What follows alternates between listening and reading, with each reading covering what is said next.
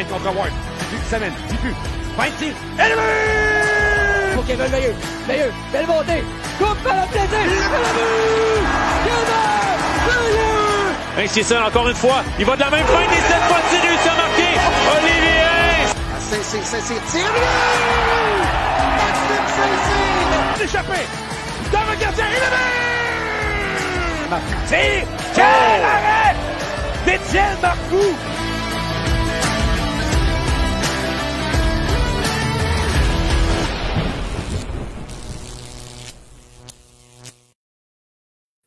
Bonsoir, mesdames et messieurs, et bienvenue à La Source LNH, le balado officiel de la Ligue nord-américaine de hockey. Aujourd'hui, à l'émission, on reçoit Kevin Auger des Bâtisseurs de Montcalm. Dave, comment ça va? Salut, Comment ça va? Non, ça va. Pour peut-être la petite histoire, Dave, je ne sais pas s'il y a une couple qui sont déjà connectés, là, mais ça vaut la peine quand même de dire que 30 minutes avant le show, Dave m'a appelé et il m'a dit qu'il ne pourrait pas faire le show. Il était trop malade, mal au ventre, tout ça. Puis là, j'ai fait ma préparation comme quoi j'allais le faire tout seul. Finalement, 5 minutes avant le show, il dit « Ah, je pense que je vais être capable. » Dave, c'est un warrior. Ouais, Dave, il est magané, mais il est là. Je vais essayer d'avoir le plus d'énergie possible ce soir, là, mais si vous trouvez j'en ai un peu moins que d'habitude, posez-vous pas de questions, mais ouais, j'ai décidé que je pense que j'allais être capable de toffer le show à soir. Puis tu m'as dit aussi que si tu courais pour t'en aller ou aller aux toilettes, là, que tu n'étais plus devant la caméra, il ne fallait pas trop se poser de questions. Là. Ouais, c'est vrai, si je passe sans avertir. Je vais attendre Francis Fortin qui écrit « Dave, c'est un soir. Dave est magané. Dave est magané. Ceci étant dit, salut aux gens déjà présents. Là. Ouais, Danny Charette, Arviset, Yann Gaudreau qui dit « Bonsoir messieurs, nous allons passer une belle soirée. » Stéphane Bailey qui dit « Salut messieurs. » Jean-Paul Veilleux qui dit « Bonsoir les boys, bonne soirée. » Donc, Danny qui dit « As-tu mis une couche, Dave? » Je pense pas que c'était ce genre de problème-là, là, mais... Je reste assis tout le long. Ouais, c'est ça. Ouais, c'est ça. On peut commencer avec les nouvelles. Quand même une semaine...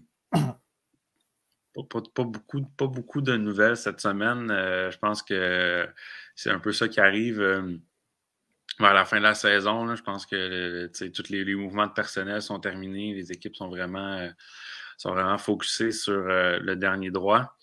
Il y a quand même quelques petits trucs qui ont retenu l'attention. Maxime Lecourt qui a atteint le plateau là, de 250e point en carrière en fin de semaine. Je pense que c'est tellement une belle histoire, Maxime Lecourt, là, d'un gars qui n'a jamais eu sa chance dans les ligues plus hautes.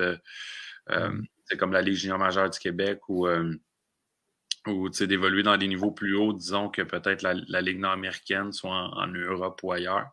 Puis qui a réussi, là, en commençant sur le 3e trio à Thetford, à monter tranquillement pour devenir un des meilleurs centres, non seulement de Thetford, mais de la Ligue au complet.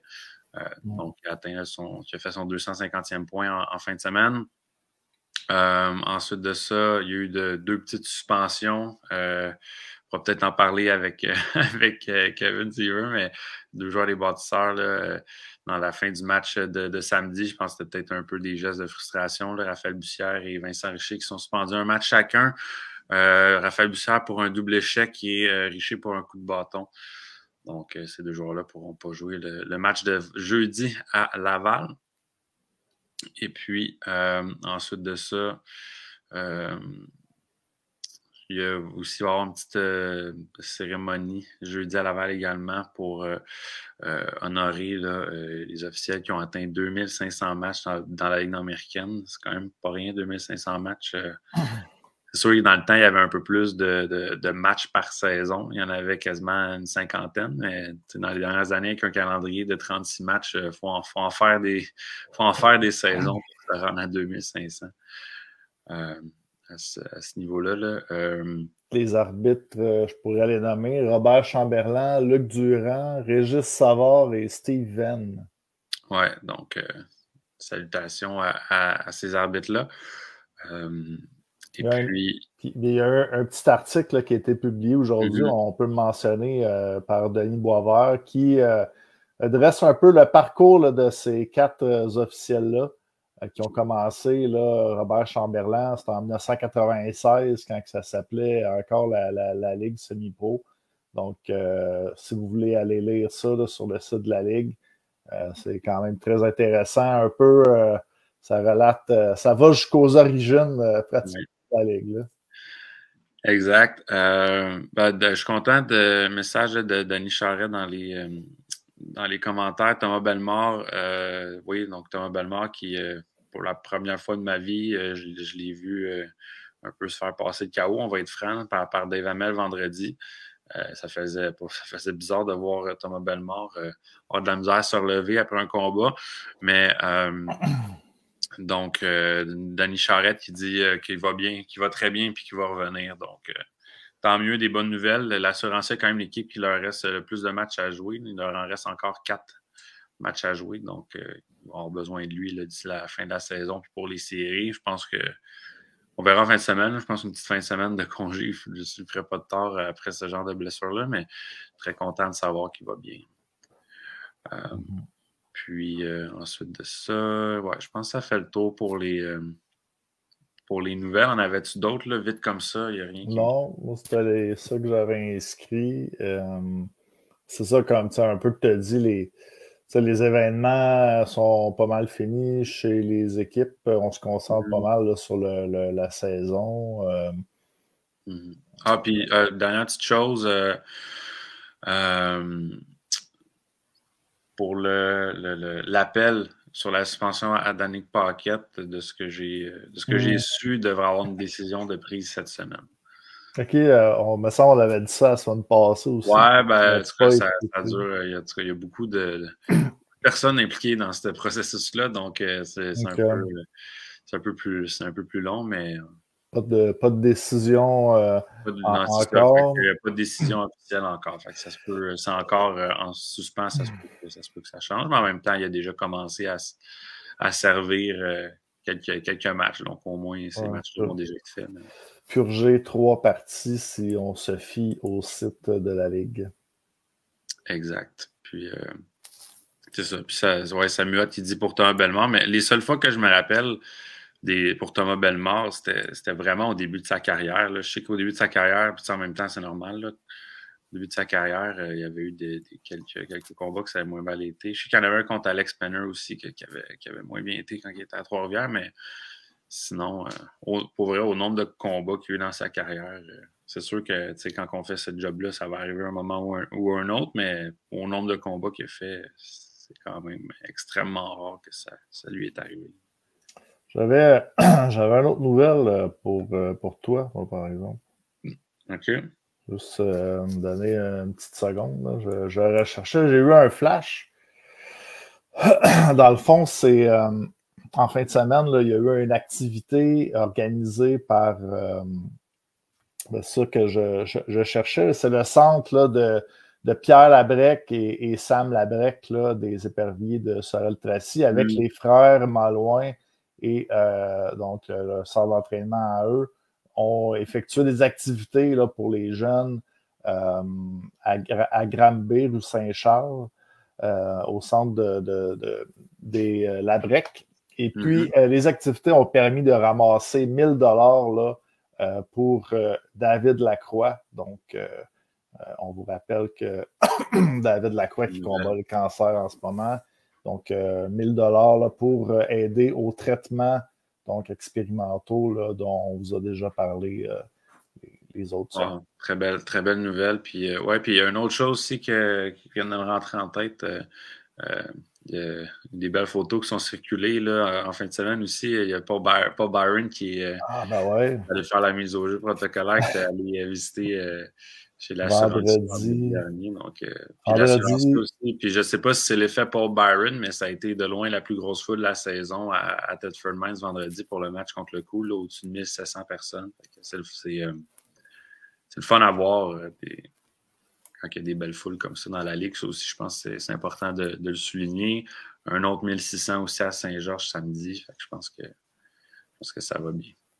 Donc, c'est le samedi, là, les activités qui ont lieu, c'est au centre Summum Hockey Développement de Granby. Puis pour Stéphane Bailly qui dit on a-tu des nouvelles de la Croix? Pas, dans le fond, il continue ses traitements. On n'a pas d'update sur sa condition, mais il est toujours en traitement présentement. David Lacroix était présent aussi samedi. Oui, il y a quand même déplacé pour l'événement. Ouais, ça. C'est déplacé. Puis, pour peut-être les gens qui se le demandaient, Paul Byron qui était présent à Thetford, on m'a susurré à l'oreille que la famille de la blonde de Paul Byron est originaire de Thetford. Donc, a fait un petit détour là, par l'aréna de l'assurantiel pour effectuer une mise en jeu officielle et visiter l'endroit. Oups, t'es trompé. Ah, j'ai essayé de... publicité gratuite pour Danny qui dit qu'il y a eu toute une ambiance là, à Thetford. J'imagine. Une partie de série. Puis, ouais, c'est ça. J'ai vu quelques joueurs aussi qui ont parlé que c'était tout un match là, de série. Ouais. Good. Sinon, est-ce qu'on est prêt à y aller avec notre invité, Kevin Roger? Donc, dans quelques instants. Salut Kevin, ça va? Kevin. Ça va bien toi? En forme. Salut David. Salut. En forme plus que Dave. Ah. Ouais. Tu sais que la semaine a commencé dur. Yes. Donc, tu nous as dit là, avant le show, avant de commencer, là, que ça va faire du bien de parler de hockey là, parce que pendant la semaine, il n'y a pas de game, là, mais tu t'ennuies un petit peu de jouer. Tu as hâte d'en sauter sur la glace. Je vais t'avouer que je suis quelqu'un qui en mange du hockey, fait que quand je peux en parler ou juste en jouer, je vais t'avouer que je suis pas mal souvent là. Good. Donc, puis, ouais, vas-y, Dave. Je veux juste savoir comment est-ce que ça allait. C'est quand même ta première saison dans la Ligue nord-américaine. Comment est-ce que ça va jusqu'à présent? Est-ce que ça répondait un peu à tes attentes? Comment est-ce que tu vois ta première saison dans la Ligue? Ben, honnêtement, c'est sûr que moi, comme je te disais, je connaissais pas la Ligue avant. Je la connaissais un petit peu, mais je n'avais jamais vraiment participé. Puis cette année, j'étais arrivé, là, puis pour de vrai, c'est sûr que ça a pris un temps d'adaptation, on veut pas, là. Puis c'est sûr que dans mon rôle à moi, j'ai décidé que je l'ai pris, puis j'ai mis les efforts pour pouvoir rester, surtout, parce que ça on veut toujours jouer dans le calibre le plus haut, puis ça, c'est normal. J'avais fait une couple d'années dans le senior 3A, mais je pense que là, c'était le temps de passer à une autre étape, puis ça a donné que mon camp pas loin de chez moi. Puis, ça va bien en ce moment, fait que je suis content. Hein. C'est ça que je me demandais un peu. Tu nous avais dit aussi que tu ne connaissais pas vraiment la Ligue nord-américaine, puis ça m'a quand même allumé une cloche. Tu sais, on regarde un peu ton parcours. Tu as joué dans plusieurs ligues, là, tu l'as dit, Senior 3A, Ligue de hockey Senior Richelieu aussi, la FPHL, la Ligue fédérale aux États-Unis. Ouais. Tu as joué aussi quelques parties là, avec les Lions de Trois-Rivières l'année dernière. Mais justement, quand tu dis de toujours jouer dans le meilleur calibre, est-ce que ton but là, dans la finalité, c'était de jouer dans la Ligue nord-américaine ou tu ne pensais pas à ça? Ben, c'est sûr qu'on s'entend qu'on ne s'entend jamais de nécessairement quand ça dépend du parcours des gens. Là. Si tu regardes la plupart des joueurs qui ont joué dans le nord-américaine, ils ont quand même des parcours commençant par le junior majeur, puis sinon, ça peut aller jusqu'en Europe, puis certains draftés dans la Ligue nationale. Dans mon cas, ça n'a pas été ce cas. Ça a été quand même un grand détour. Je suis passé vraiment par le Junior 3A, par le Senior 3A, puis j'ai eu la chance l'année passée de jouer avec les Lions, puis que ça a donné un petit coup de pouce. Mais puis ça m'a montré aussi de jouer dans un autre niveau que le Senior 3A, parce que la coche est quand même très énorme entre le East Coast et le Senior 3A. Puis, tu vois, moi j'ai su que la Nord-Américaine qui venait à mon camp, qui est à 15 minutes de chez moi, là, je me suis dit, bon, pourquoi pas aller faire le camp là-bas, puis prendre la chance de jouer là-bas. Puis ça a donné que ça a bien été. Puis je pense que je suis rendu à mon 26e match ou 27e match. Je suis bien content d'être. C'est vraiment toi qui as contacté l'équipe pour aller essayer de faire l'équipe, le camp, là, pour te... Oui, exactement. J'ai écrit à l'organisation quand ils ont ouvert le camp, puis quelques personnes dans l'organisation m'ont demandé si je venais au camp, sont venus voir dans les ligues d'été pendant l'été, puis là, ils ont ouvert le camp, puis là, j'ai pu venir. OK. Ouais. Good. Si on regarde peut-être ton parcours à commencer par le commencement, tu as joué aussi quelques parties là, dans le Midget 3, mais c'était Midget 2A que tu as joué? Je dirais que ça a vraiment été le Midget 2A. Après, je suis sauté Junior 3A. Dans le Junior 3, j'ai fait quelques années, mais j'ai rapidement, je pense que je suis pas trop sûr, là, mais je pense que je suis rentré Senior 3 à l'âge de 20 ans ou peut-être 21 ans. Là. Fait que j'ai vite sauté direct Senior 3. J'ai eu la chance de y aller. Moi, je ne connaissais pas plus la ligue dans ces années-là. Il y avait les Condors de Saint-Cyril, c'est quelle ligue? Exact. Ça, dans le fond, c'est la ligue Senior 1. L'ancien Senior 3. Exactement. Ah, OK. Ouais.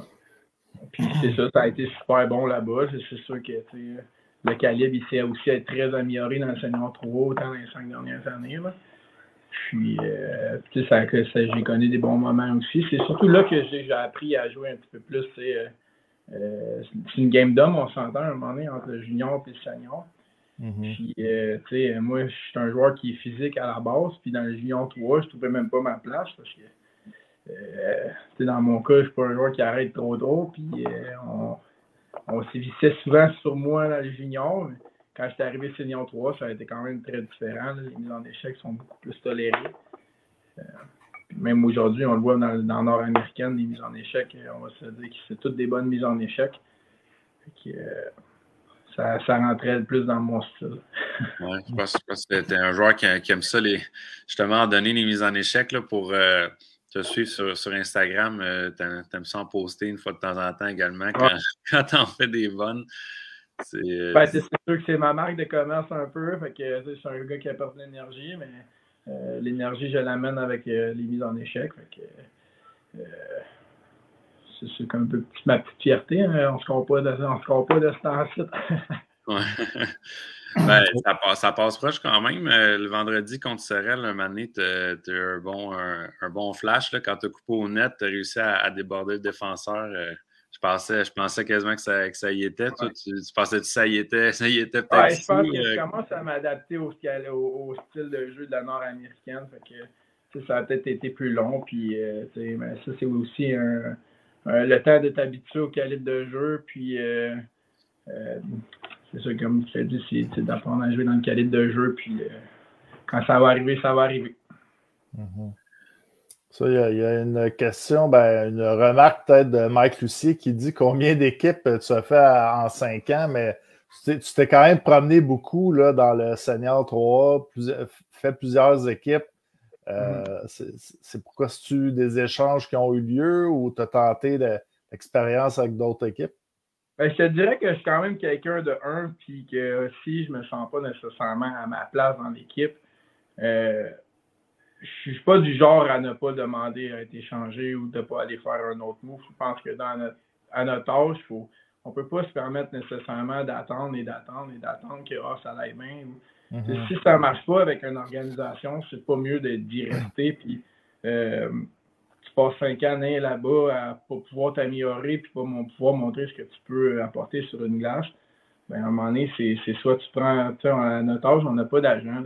C'est toi ton propre agent. Tu décides que ça ne marche pas, c'est assez. Tu essaies une autre organisation. Tu vois, moi, j'ai fini à Granby, puis j'ai fini dans une très belle organisation. Puis ça a marché avec eux autres. Fait que, j'ai pas eu la chance de finir la saison avec eux autres parce que j'ai été avec les Lions à Trois-Rivières, mais j'avais trouvé mon petit nid, puis ça avait bien été.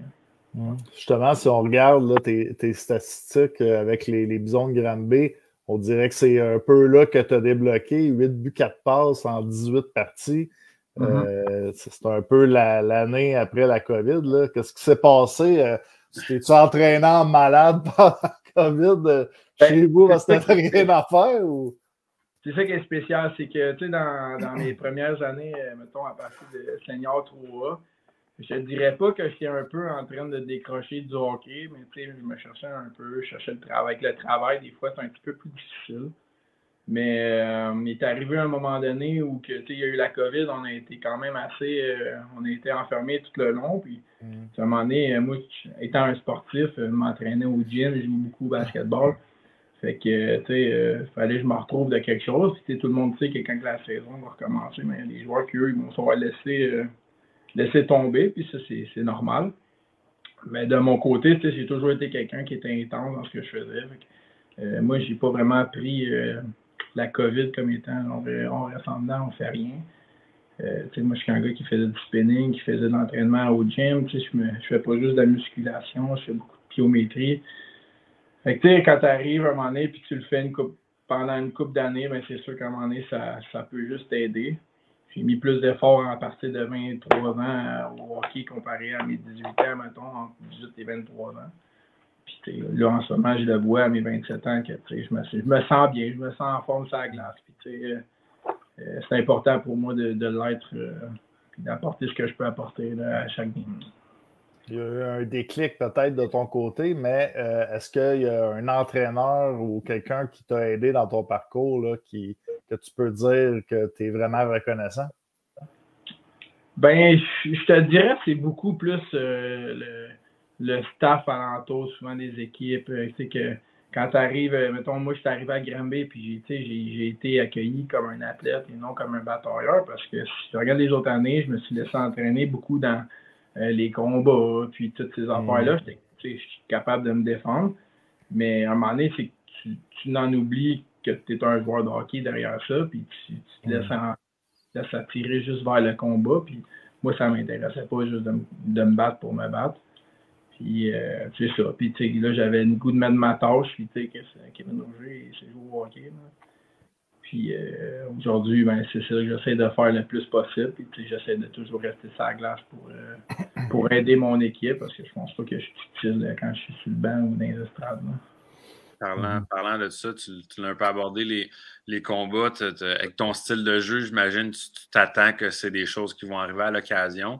Comment est-ce que tu vois ça dans la Ligue américaine? Parce que justement, au début de l'année, je pense qu'avec ton style de jeu abrasif, les équipes dans la Ligue américaine, disons, sont équipées pour je sais pas, faire face à la musique, là, dans le sens que si un joueur qui dérange l'autre bord, il y a des joueurs qui vont comme essayer d'aller régler ça. Comment est-ce que tu as vu ça quand tu es rentré dans la Ligue américaine, justement, avec le style de jeu que tu as? Ça a été comment, cette partie-là du jeu pour toi? Ben, c'est sûr que, à la base, je suis déjà quelqu'un qui s'attend à ce que le monde vienne le voir, parce que, c'est pas toujours le fun de te faire mettre en échec, puis, je suis souvent en train de défendre les gars quand il faut défendre, je suis là, c'est important. Puis, il y a des personnes, il y a des joueurs que ça fait plusieurs années qui sont là-dedans, puis qu'ils ne se font pas trop achaler. Puis là, ils voient que certains nouveaux arrivent, les plus jeunes, puis ils déplacent de l'heure, si je peux dire. Dans mon cas, c'est ça qui fait que je reste dans ma game de voir que je dérange les joueurs, puis que j'apporte des pénalités à mon équipe. Fait que, si je peux apporter des pénalités à mon équipe, ben, c'est sûr que moi, j'ai fait ma job, puis là, c'est la job de l'équipe d'aller chercher des goals. Parlons-en un peu là, de ça, justement. Je voudrais te montrer, je t'avais dit que j'avais quelques photos. Je vais t'en montrer une en particulier.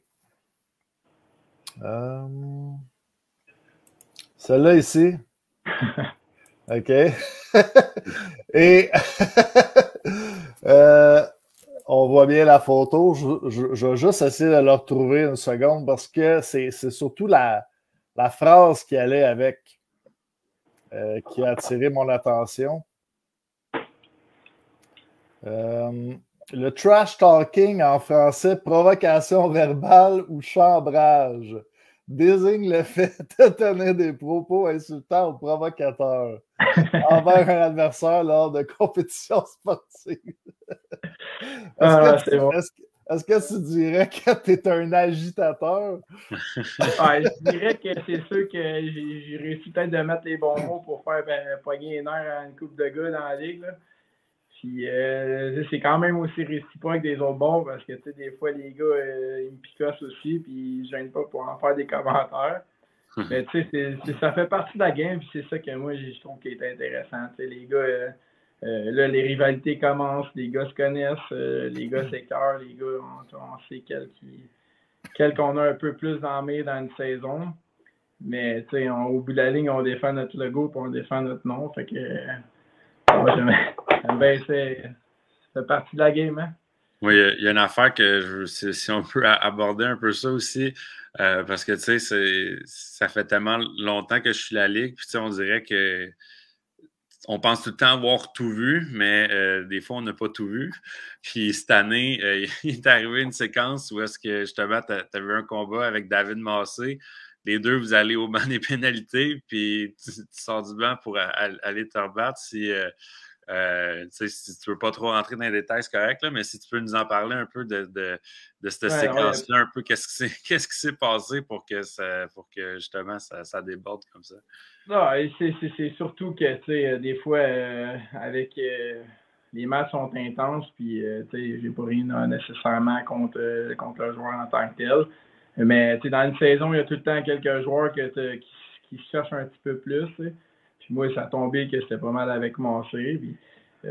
Puis à ce moment-là, il y a eu un combat, puis ça n'avait pas duré bien longtemps. Puis j'étais sur le banc, puis il continuait à m'écœurer. Ça me lançait des niaiseries. Puis là, j'étais sur le banc, mais les deux arbitres sont partis. Puis j'ai fait, regarde, c'est pas vrai qu'il va continuer à me lancer ça de même. Puis je suis embarqué. Puis, pas trop souvent, on essaie d'éviter des antisportifs comme ça, mais des fois, il faut que le message passe, puis je pense qu'il va passer à ce moment-là. Tu as parlé justement tantôt de défendre ton logo. Tu es dans une équipe d'expansion cette année. La nouvelle aventure des bâtisseurs de Montcalm, de ton côté, comment tu la vis? Bien, honnêtement, moi, c'est sûr que l'équipe, pour moi, c'est ma première équipe, c'est une équipe d'expansion, fait que je pense qu'on essaie pas mal de représenter notre logo à 100%.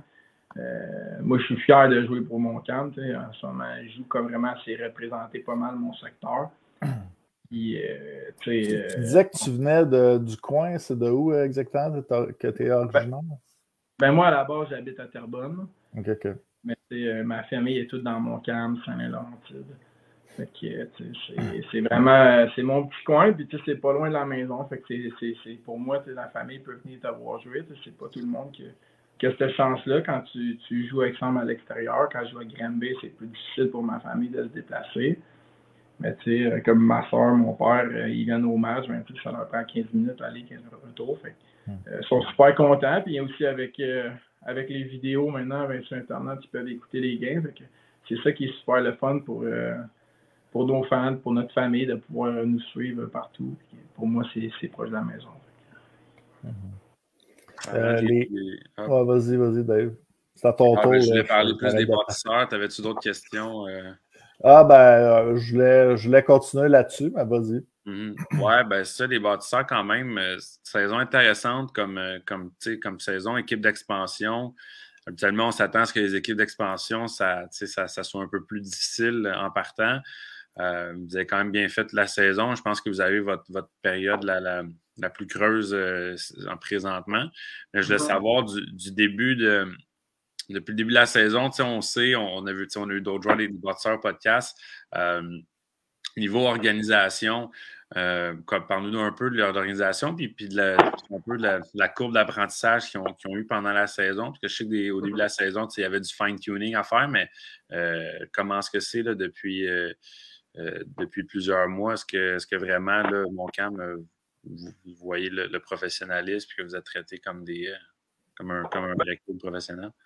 Ben, comme je te dis, c'est sûr que moi, je connais pas vraiment la Ligue à la base des autres équipes. Moi, c'est à la base, c'est mon premier aise par rapport à mon équipe. Puis moi, de mon côté, puis je pense que tous les joueurs sont quand même assez unanimes que c'est professionnel, alentour dans l'organisation en haut que dans le staff du coach. Ce qui est de l'équipe aussi, ben, on est soigné, on est toujours soigné par nos soigneuses, puis autant par ceux qui nous amènent notre stock en sortant de l'aréna, en arrivant à l'aréna. Puis du côté de l'équipe, ben, on a toujours ce qu'il faut pour commencer nos games puis notre préparation d'avant-match. Puis c'est ça qui est l'important. Puis quand il y a quoi que ce soit, ben, on ne se gêne pas de pouvoir parler à quelqu'un.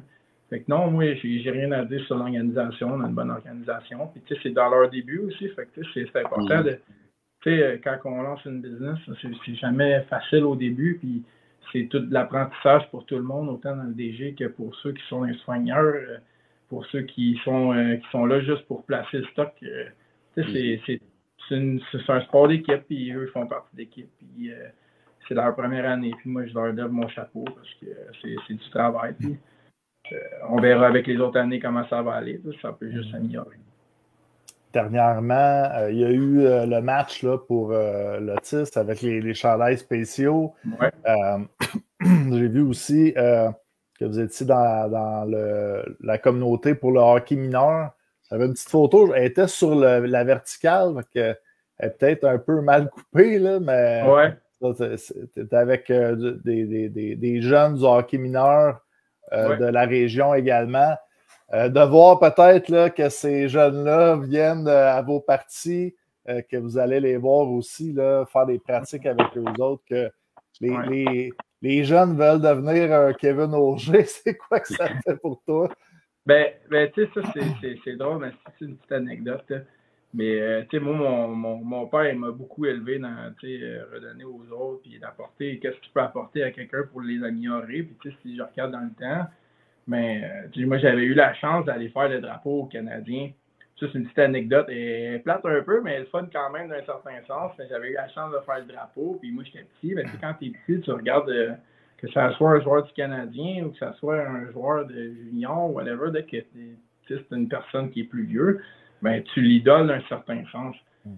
Puis, moi, j'étais assis le drapeau, puis tu sais, j'arrivais pour donner la main des joueurs, puis tous les joueurs passaient à côté de moi, puis j'étais comme, ben voyons, j'aurais voulu juste un point, me donner 1-2 sur toute la gang, mais après, ben moi, de mon côté, ben, tu sais, mon père m'avait refait passer à ça, puis tu sais, moi, je trouvais ça plate un peu, parce que tu sais, des fois, on est professionnel, puis on l'oublie, puis on let's go, on fait toutes nos affaires. Mais derrière tout ça, on a des fans, on a des jeunes, puis c'est important de leur en donner. Puis de notre côté, mais moi, j'avais eu la chance, l'équipe m'avait demandé d'aller à un tournoi, puis ça a tombé que c'était une fin de semaine, j'avais rien, puis ça a pris 3 heures de mon temps d'aller là-bas, puis ça a changé 10, 20, 30 soirées dans l'aréna de parents ou juste d'enfants. C'est la moindre des choses d'en donner à la communauté, aux jeunes joueurs de hockey. Tu sais, c'est eux notre futur, c'est eux qui vont finir par peut-être sauter dans la Ligue nord-américaine plus tard. Fait que, je pense que c'est important de prendre le temps de diffuser nos fans et de leur montrer que on est autant là que d'autres pour eux. C'est le fun que tu le dises parce que je trouve que c'est une des richesses qu'il y a de la Ligue comparée à d'autres ligues professionnelles que justement tu dis que les joueurs t'ont à peine donné le point ou regardé quand tu es allé au Centre Bell avec à l'entour de Montcalm, là, il y a quand même le Canadien pas trop loin, le Rocket de Laval. Justement, pour les jeunes, de pouvoir avoir un contact avec des joueurs professionnels comme Kevin Auger, finalement, ils peuvent le faire comparé à... Puis, tu sais, c'est aussi du hockey qui est aussi très abordable. Puis, c'est souvent, quand je parle de la Ligue nord-américaine, je parle à des messieurs aussi, mettons au gym et tout, mais eux autres ont encore l'époque où c'était beaucoup plus de la bagarre, mais la réalité des choses, c'est que la Ligue s'est beaucoup améliorée sur le côté show business.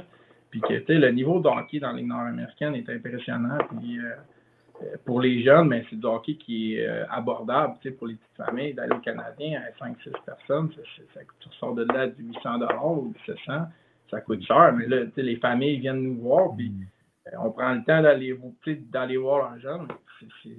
C'est pour un parent, mais ça donne le goût de revenir avec ton fils quand tu vois qu'il est content. C'est ce qui est bon du côté à Montcalm. Je trouve qu'on a quand même beaucoup de familles, puis il faut en prendre soin. Juste pour le fun, tu te rappelles-tu, c'était lesquels les joueurs du Canadien qui t'avaient donné le point? C'était l'un de tes joueurs préférés?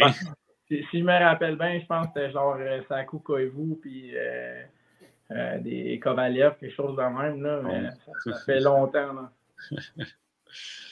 C'était une belle expérience, par contre, quand tu es jeune, tu as 7-8 ans, puis tu vois 21 000 personnes, puis Kodak, c'est assez impressionné, moi, je dirais. Danny Charette qui dit que la bière aussi, elle coûte moins cher qu'au Centre Bell. Effectivement, ça, c'est un bon point, un point positif. Good. Moi, je voulais parler surtout du hockey comme tel. Présentement, les bâtisseurs, c'est dommage parce que vous avez une belle saison, mais il y a tellement de parité cette année, puis de matchs qui ont fini en overtime que vous jouez pour 500 à peu près, puis vous êtes avant-dernier pareil. Je veux savoir comment, là, il y a une petite série de défaites présentement. Comment est-ce qu'est l'ambiance dans la chambre? Là? Je sais qu'il y a eu des petits gestes de frustration là, à la fin du match samedi. C'est pas le genre de séquence qu'on veut aussi à l'autre des séries, mais comment est-ce qu'est l'ambiance présentement? Puis comment est-ce que vous...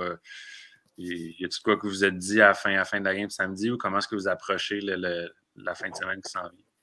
Non, je pense que ça, c'est... tous les clubs arrivent à des moments un petit peu plus difficiles dans la saison. Nous, on a eu quand même une belle saison à la base. Là, c'est plus difficile, mais ça fait partie de la game, tu sais. Puis est-ce que nous, on ne voit pas de problème qui est alentour de la chambre ou des choses en même. Je pense juste que là, c'est...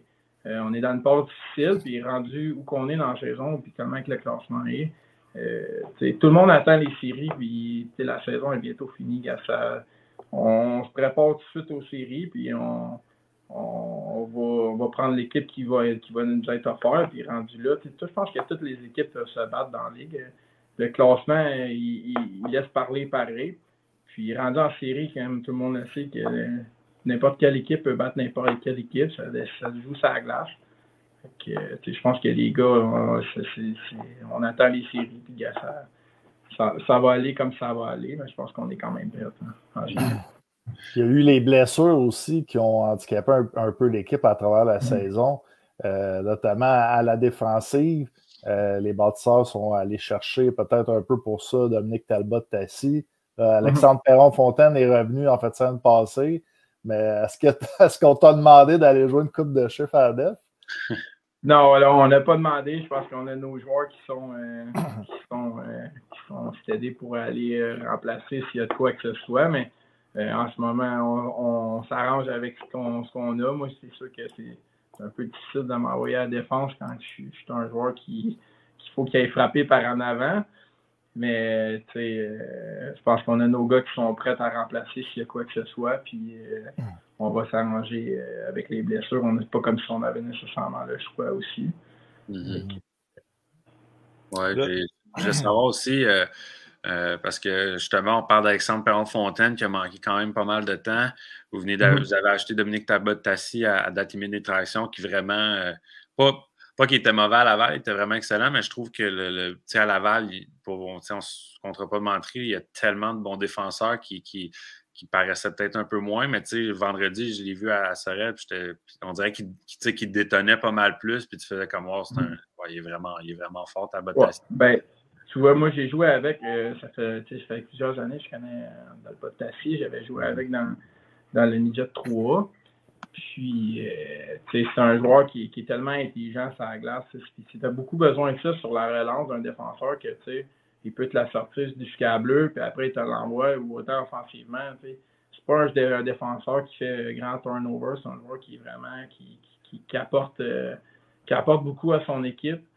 Puis, depuis sa venue, ben, c'est sûr que ça nous aide, nous, les alliés, à sortir de la zone, puis commencer à créer des jeux, puis défensivement, mais c'est pas toujours facile de le passer. Fait que, non, c'est un bon joueur. Je pense que c'est un joueur qui apporte beaucoup à notre équipe. Puis, on est bien content qu'il soit là avec nous autres. Oui, puis je me demandais aussi, c'était juste un empêchement pour la C2 samedi, parce que quand j'ai vu qu'Alexandre Perron-Fontaine est revenu, j'étais comme, enfin, ils vont avoir toute leur défensive, mais j'ai vu que Talbot Tassi ne jouait pas samedi. Fait que dans le fond, de son côté, c'est une blessure ou c'était juste un empêchement? Non, ben ça, je pense que ça a été un empêchement. Là. Dans la nouvelle, il était très en santé. Fait que, non, je pense que c'était vraiment un empêchement OK, oui. Parce qu'en tout cas, j'ai hâte de voir justement tu sais, quand on parlait de la série de défaites et tout ça, c'est sûr que mais que vous allez avoir votre corps défensif complet là, enfin pour une game. Je devine que ça risque.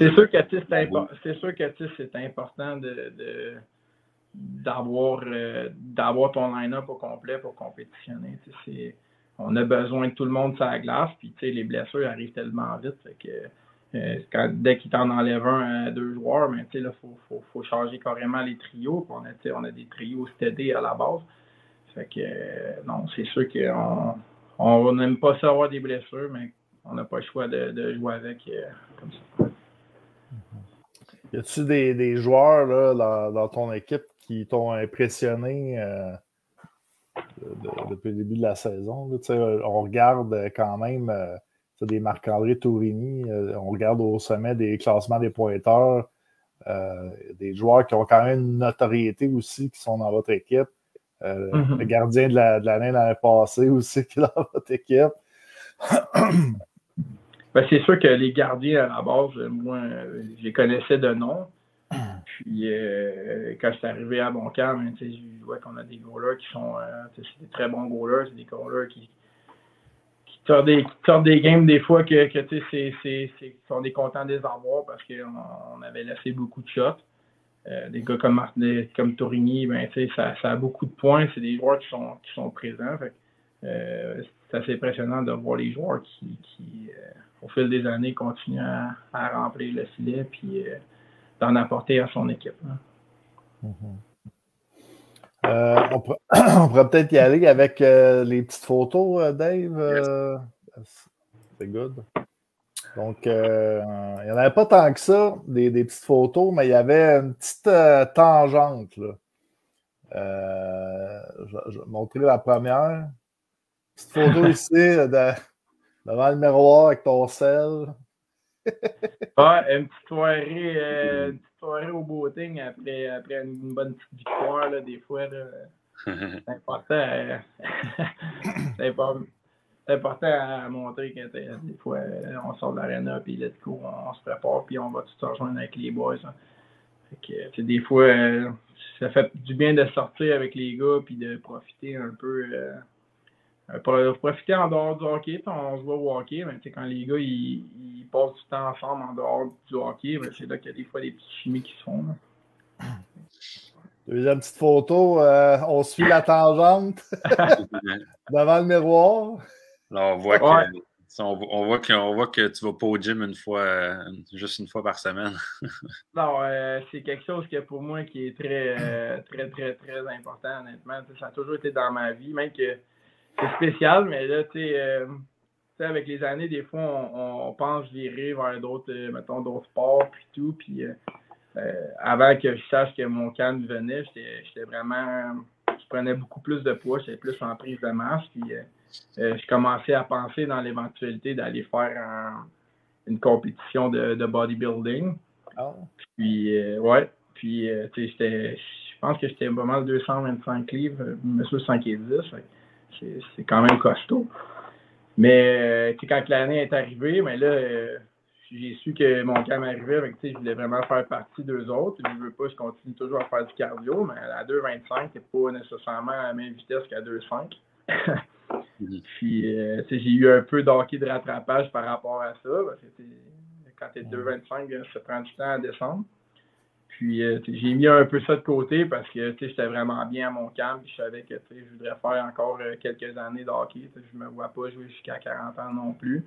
Fait que j'ai vraiment mis beaucoup d'efforts pour perdre mon poids, pour reprendre ma vitesse que j'ai à la base. Parce que je n'avais pas la même vitesse. Puis, je me suis mis sur du spinning, des cours de spinning, plus de perte de poids au gym. Puis, tu vois, je suis rendu à 2,5 livres, puis c'est beaucoup plus facile pour moi de... un autre photo au gym. Ouais. Tu vois, je passe pas mal tout mon temps là-bas. Hein. Tu vois, moi, je finis à 1h30, puis à 3h, je suis déjà dans le gym. Là. Ouais. Mais tu sais, c'est... Puis je l'encourage pas mal à tout le monde parce que c'est important. Tu sais, quand on a tous nos problèmes, on a toutes nos difficultés dans la vie, ben ça, c'est pour moi, c'est une place que... ça me libère, je suis bien là-bas, puis ça enlève les frustrations ou les moins bons moments. Fait que moi, c'est là que, en tant que joueur, puis en tant qu'homme dans la vie, ben c'est là que je me sens bien. Autant sur une glace. Hein. Tu parlais que tu avais pensé faire peut-être des compétitions de bodybuilding. As-tu déjà pratiqué d'autres sports aussi, peut-être du CrossFit ou d'autres sports d'équipe? Ben, j'ai pas vraiment pratiqué de CrossFit. Je te dirais que, à la base, mon entraînement, mettons, présentement, c'est pas mal ressemblant. Mais, je suis un joueur que, l'été, on a moins de hockey, veux pas. Moi, je joue dans la Ligue LLBLL à Rosemère.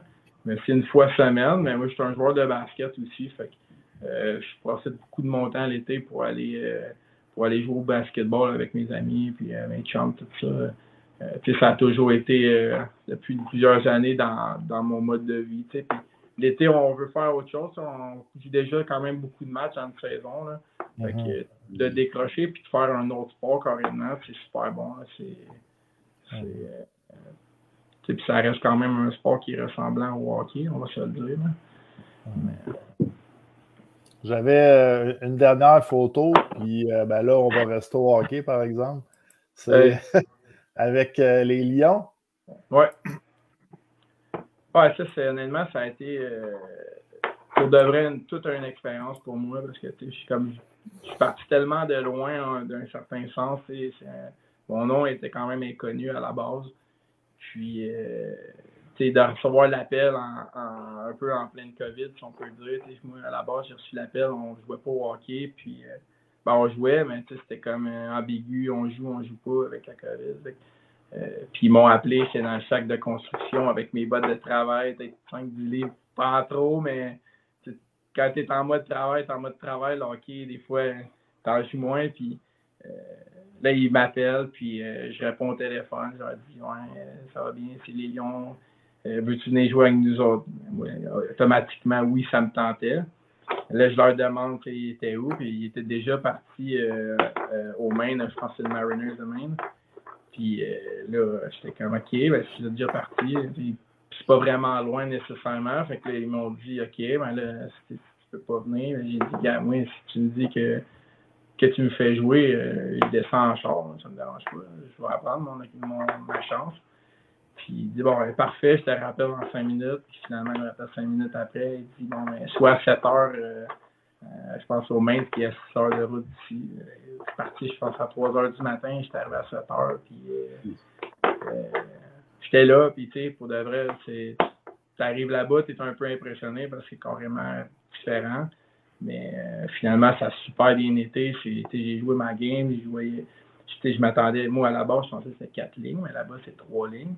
Fait ils te font jouer, ils t'en donnent. Puis je jouais régulièrement. J'avais 15 minutes environ par game.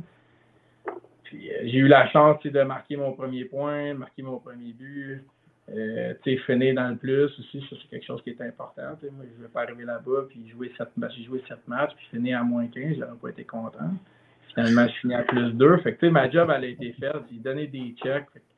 J'étais bien content. Je m'attendais peut-être à rester, mais c'est difficile dans l'East Coast à rester. Il y a beaucoup de roulements de joueurs, puis Il manquait peut-être un petit quelque chose pour rester. Ben, moi, je suis bien heureux d'avoir joué 7 matchs là-bas. Puis, ça m'a permis d'avoir une meilleure visibilité pour aussi la Nord-américaine. Okay. Des petites questions à rafale, mon Dave? Oui, donc pour finir, des petites questions à rafale pour apprendre à mieux te connaître. Donc, tu réponds là, ce qui te vient en tête. Ton premier souvenir de hockey, donc mettons ton premier souvenir de petit gars là, que tu as mis des patins ou que tu as shooté des pucks, c'est quoi ton premier souvenir? J'en ai tellement, honnêtement, là, c'est sûr que moi, j'ai commencé mon hockey à La Plaine, fait que le forum de La Plaine, pour moi, c'est mon plus gros souvenir. Quand j'ai juste eu la chance, j'ai été voir Senior 3 récemment, puis je suis arrivé dans le forum, ça faisait un bout, j'avais pas rentré dedans, ça faisait peut-être 10 ans peut-être, puis là, je voyais ça, puis ça m'a rappelé que c'est là que j'ai commencé à jouer au hockey, j'étais tout petit, puis l'aréna n'a pas nécessairement changé à l'intérieur. Dès que j'ai ouvert les 2 portes, là, je me sentais un peu mal chez nous. Puis c'était un bon souvenir pour moi, le forum de La Plaine. Ouais. Pourquoi, là, tu as le numéro 22 avec les bâtisseurs de Montcalm, pourquoi est-ce que tu portes ce numéro-là? Y a-t-il une signification? Parce que le 22, ça représente beaucoup, moi, ma mère. Ma mère qui est décédée du cancer une couple d'années. Puis depuis ce temps-là, quand j'ai la chance de pouvoir prendre ce numéro-là, ça en dit long sur moi. C'est vraiment le pourquoi j'ai choisi le 22. En fond, c'était sa date de fête ou... Oui. C'est un bon numéro, c'est ma date de fête aussi, le 22. C'est de le représenter à la meilleure façon. Ouais. Ton idole au hockey? Je te dirais pas mal un gars comme Alexander Ovechkin, Sidney Crosby. C'est vraiment le temps où je regardais le hockey. Je dirais que je l'écoute un petit peu moins de ce temps-ci, là, mais c'est les joueurs que j'ai vus évoluer. Puis on les connaît tous bien. Ton athlète préféré en dehors du hockey? Je te dirais pas mal LeBron James.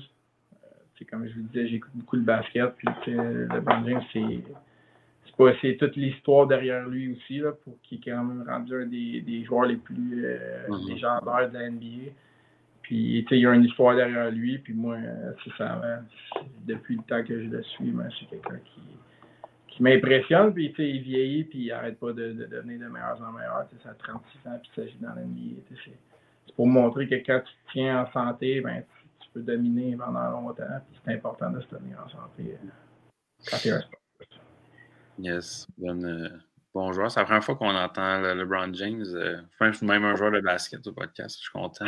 C'est un sport que j'aime pas mal aussi, basket. T'as-tu une routine d'avant-match? C'est sûr que je suis un joueur qui va pas mal taper son hockey en haut dans les estrades, qui prend le temps de regarder amphithéâtre, de relaxer. Mais sinon, en général, là, je suis pas mal un gars qui arrive des premiers, puis qui s'installe, puis qui est beaucoup dans sa bulle pendant qu'on est dans la chambre. Peut-être au début de la saison, je niaisais un petit peu plus, mais là, je prends beaucoup ça au sérieux, puis j'essaie de me concentrer. Après les games, je pense que c'est le temps de niaiser en chum, puis de parler un petit peu de toutes les affaires, mettons. Mais avant la game, c'est important pour moi de me concentrer puis d'arriver prête à ton premier chiffre. Ton coéquipier le plus drôle avec Montcalm? C'est sûr que moi, Gravel, il me fait rire quand même. C'est un gars assez spécial, c'est un gars de funny. Moi, je le connaissais, il jouait dans le temps, ça fait longtemps, mais dans le 3 d'été avec ma soeur, ça fait il y a longtemps. Puis, aujourd'hui, c'est un 31 de mes très bons amis. Puis, c'est un jeune. Fait que quand on arrive avec des plus jeunes, on se revoit un peu dans ce corps-là. Parce que, je pense qu'il a 21 ans.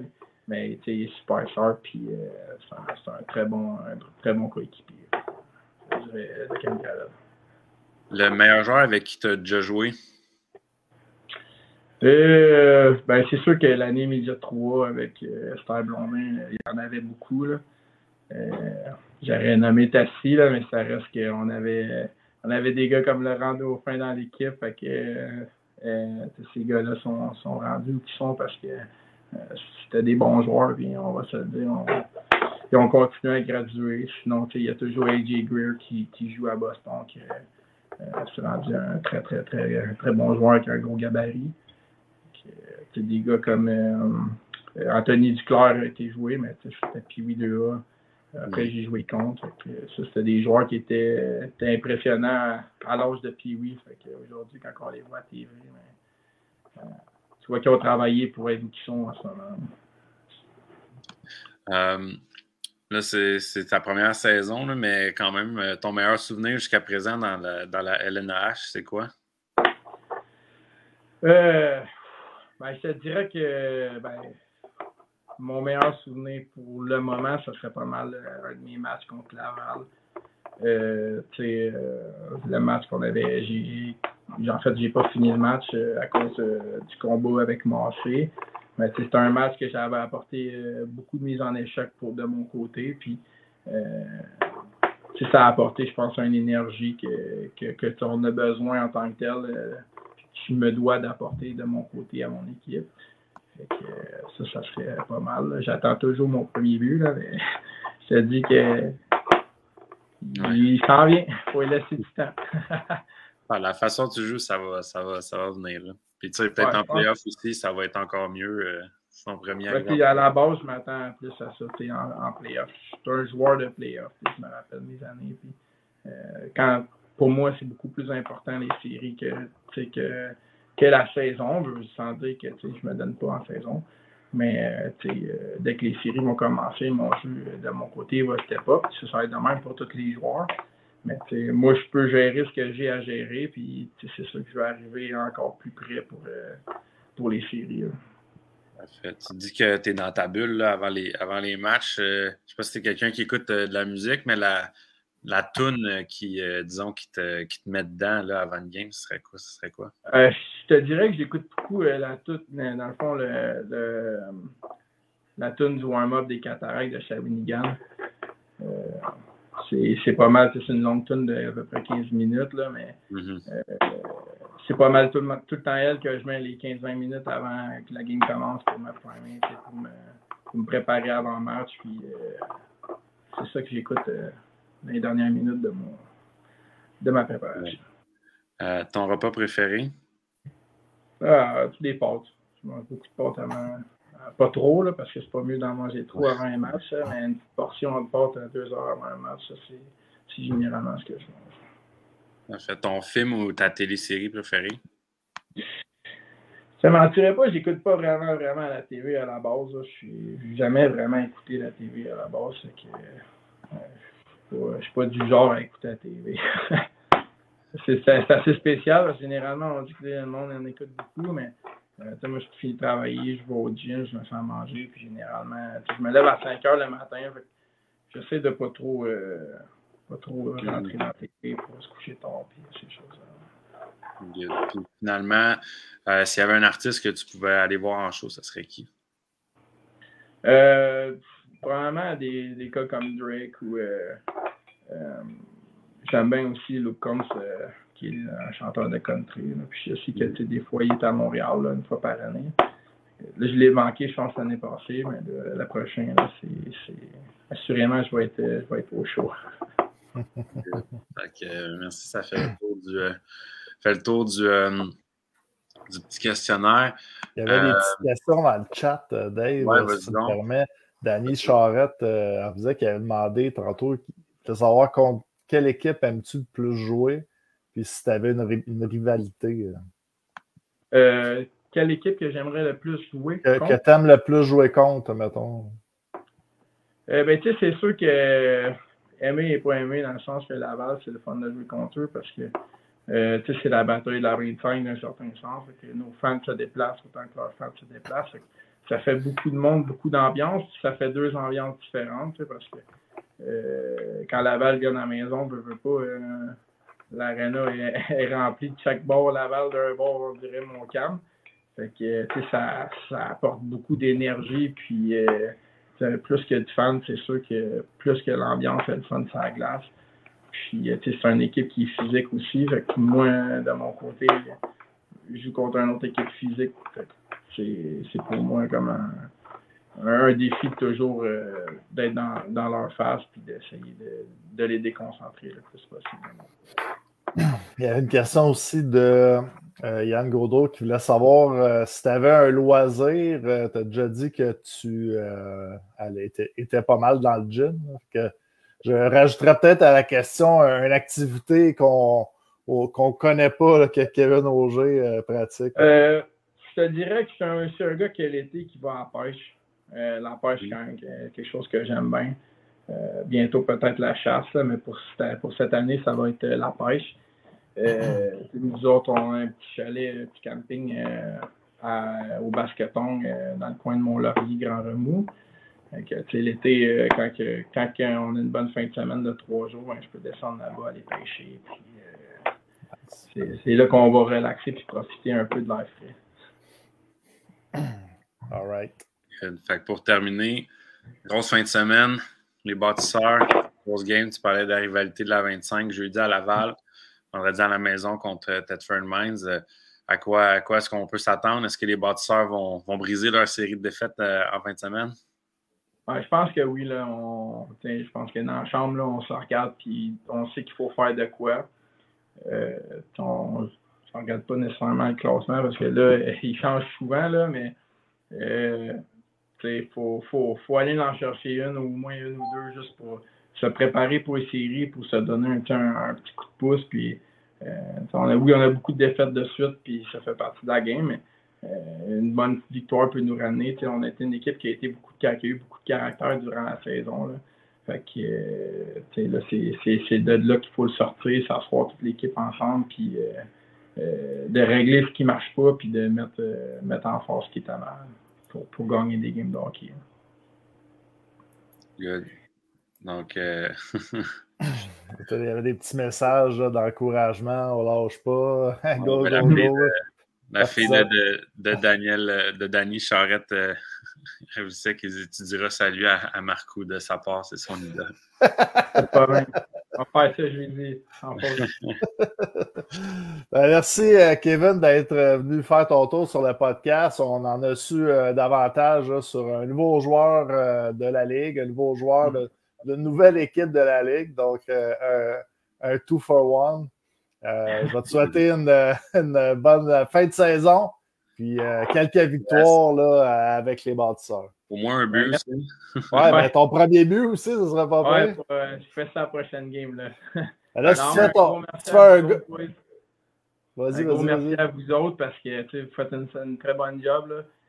Vous investissez beaucoup de temps dans ce que vous faites, puis c'est beaucoup de travail, fait que lâchez pas ce que vous faites, puis continuez à faire ce que vous apportez pour la Ligue, puis c'est vraiment nice de voir que vous investissez votre temps dans le podcast. Merci, Kevin, très apprécié. Je voulais te dire, si tu fais ton premier but, là, la petite photo avec la POC, là, ça serait pas pire. Là. Excellent. Il nous enverra ça. Je ne suis pas tombé dans l'oreille d'un sourd. Parfait. All right, ben, merci beaucoup. Bonne soirée. Puis merci pour tes bons mots aussi. Très apprécié. Oui, c'est gentil. Il n'y a pas de problème. Merci à vous. Ciao, ciao. Bye, boys. Ciao. Merci à Kevin. Belle entrevue. C'est le fun, comme tu l'as dit, un nouveau joueur d'une nouvelle équipe. Ouais, c'est ça. C'est le fun, on apprend. C'est ça, 2 pour 1, on apprend ça sur lui. Puis je pense que c'est le fun aussi parce que, tu sais, dans les. C'est ça qui le but aussi de quand il y a des expansions, c'est que, tu sais, oui, c'est beau des nouvelles équipes, mais ça prend des nouveaux joueurs si on veut que ça fonctionne. Parce que là, il ne peut pas juste avoir des nouvelles équipes sans nouveaux joueurs, sinon ça ne fonctionne pas. Fait que c'est le fun d'avoir un joueur comme Kevin Auger. Puis je pense que, tu sais, quand on parle de l'identité de la Ligue nord-américaine, je pense qu'il remplit bien ça. C'est quand même un gars qui apporte une dimension physique à la game, un gars qui le genre de joueur qui va devenir des favoris de la foule, puis en même temps, ben c'est pas un gars qui va reculer non plus quand il met le feu aux poudres, disons. Fait que, non, c'est le fun comme joueur. Puis, ça, tu l'as dit, des nouveaux joueurs pour les nouvelles équipes. Tu sais, on a parlé de Maxime Lecourt en début de show aussi, là, que Je pense que c'est Midget 2B qui a joué, puis après ça, il a été avec les Titans de Princeville, a fait sa place plus tard dans notre ligue. Mais, si on regarde un peu le parcours de Kevin Auger, ben, c'est la même chose. Là. Commencer à jouer dans le Junior 3A, dans la Ligue de hockey senior Chaleur, senior 3A, ça a monté d'année en année, puis à 27 ans, ben, il est rendu où ce qu'il est rendu parce qu'il a travaillé aussi. T'sais. Exact. J'aurais pas pu mieux dire. Yes. Donc, envoyer un petit message, là, peut-être pendant que pendant que tu meubles le temps, une petite minute. Ouais, ben, en tout cas, pour ceux qui sont encore avec nous, on a un petit quelque chose pour vous. Là. On a un certain Yannick Tiffu qui s'en vient, donc va finir le show. Va peut-être prendre ma place, pour être honnête. Je pense que je suis un peu fatigué. J'irai dormir. Là. J'ai une dure journée pour ceux qui n'étaient pas là en début de show. Fait que, ouais, donc Yannick Tiffu qui s'en vient va prendre ma place. Il va pouvoir jaser du coup, jaser de la saison aussi. Ça va être le fun. Toujours très le fun quand le Tif vient sur le show. Fait que pour ceux qui demeurent avec nous, il s'en vient dans à peu près 2-3 minutes. Il est en train de coucher Dixon. Ouais, c'est ça qui est écrit en plus. Ouais, c'est ça. Coucher le petit. On lui a demandé aussi de préparer un petit datif quiz. Là, fait que, on devrait avoir un petit quiz. Toi, t'en avais-tu un, Dave, aussi? Non, j'ai pas eu. J'étais une décision. J'étais au jour le jour aujourd'hui, puis ça a été un game time decision de venir au podcast, comme on dit. Fait que non, malheureusement, j'ai pas eu. Mais si le Tif est là, encore mieux. Ouais. D'aller, il dit tu mets de la couleur dans ton tableau avec ta face verte. Toi. Le fameux tableau rouge. Ouais, j'espère qu'elle va trop vite. Ouais. Martin Delan qui dit: vous n'avez pas entendu parler d'une expansion pour la prochaine année. C'est sûr que c'est dans les plans de la Ligue, pas pour la prochaine année. Je pense qu'on veut commencer par solidifier la 7e équipe. On veut solidifier les bâtisseurs de Montcalm. Puis comme on en a parlé après l'entrevue avec Kevin Auger, je pense que également un des défis de la Ligue présentement, c'est le recrutement. Aller chercher des joueurs parce que justement, c'est sûr que si on faisait comme dans le temps, puis les équipes donnent pas manquer de respect là, aux anciennes équipes d'expansion, mais tu sais, donnent des restants de scrap de joueurs de liste qui sont pas là ou des joueurs de. Non, mais on pourrait peut-être dire que le repêchage d'expansion antérieurement n'a pas été aussi créatif pour la nouvelle équipe qui est arrivée que celui qu'on a eu le droit cette année. C'est ça, tu sais, les équipes présentement, la majorité des équipes ne pourraient pas se permettre un autre repêchage d'expansion comme celui de cette année, parce que c'est quand même des bons joueurs que les équipes ont perdus.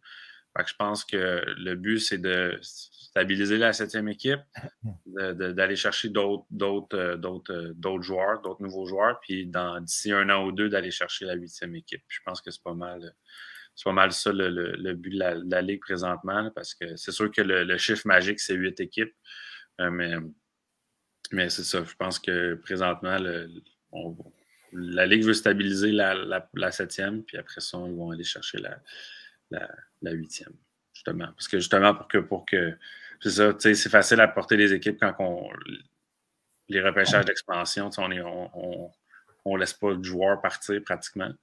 Mais là, si on fait des repêchages d'expansion comme cette année avec Montcalm, puis on veut vraiment donner une chance aux nouvelles équipes d'être compétitifs comme Montcalm cette année, c'est ça, ça prend... Ben, je suis d'accord avec ça aussi, mais le fait que, tu sais, on a appris un peu de nos erreurs, qu'autant qu'à l'époque, il y avait peut-être des foules de parfois de 5000 personnes dans les arénas, il y avait quand même 2-3 équipes par année qui foldaient, qui déménageaient. D'avoir des équipes solides puis qui sont là année après année, c'est quand même un petit peu mieux puis un petit peu plus sérieux aussi au regard de tout le monde. Mm-hmm. Le Tif est parmi nous, là. Yes. Hey! Salut le Tif. Comment ça va? Ça va bien? Ouais. Ça va bien. Merci. Dixon est couché, là? Ouais, ben ça, on a soupé un peu tard. Là. J'étais arrivé de travailler un peu plus tard. Le temps de souper, puis c'est ça. J'étais tranquille. Un petit souper ce soir, tranquille avec ma blonde aussi. J'en ai profité. Je n'ai pas été souvent à la maison dans la dernière semaine. C'est la semaine de relâche. Avec l'académie, nous autres, on avait une semaine de relâche. Fait que j'ai été beaucoup parti de la maison. Fait que j'en ai profité ce soir. J'étais arrivé un peu plus de bonheur. Là.